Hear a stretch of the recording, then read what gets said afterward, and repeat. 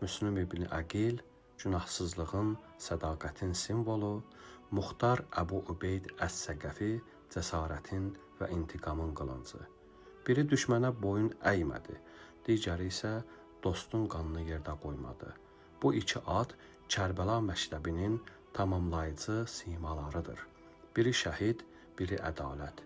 Kərbəla hadisəsindən sonra haqqın batilə cavabı kimi tarixdə silinməz iz buraxmışdı.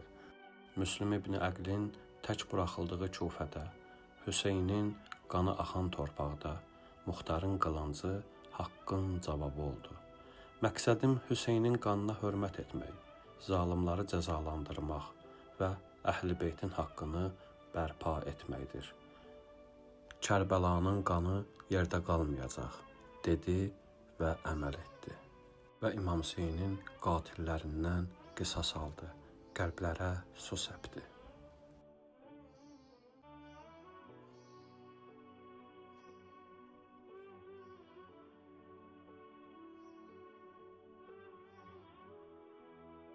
Və gəldiyimiz növbəti ziyarət Vadi-üs-Salam qəbirstanlığı, ruhların dincəldiyi və salamatlıq vadisi.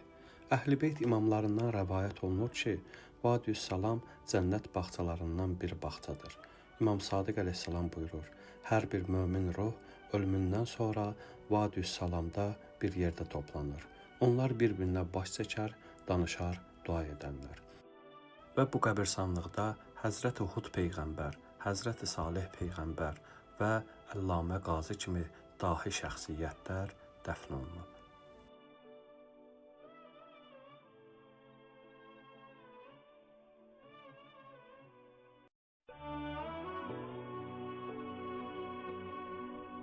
Gəldiyimiz növbəti ziyarət Səhlə məscididir. Bir adı da Süheyl məscididir.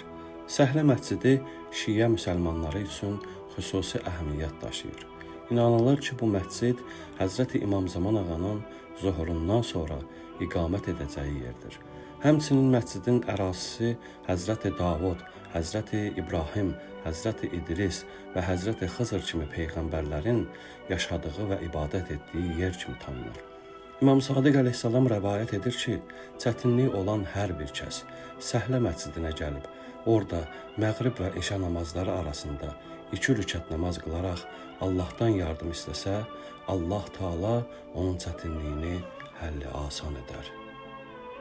Həmçinin imam buyurur ki, orada mürsəl və mürsəl olmayan nəbilər və sadiq vəsilərin qəbirləri var.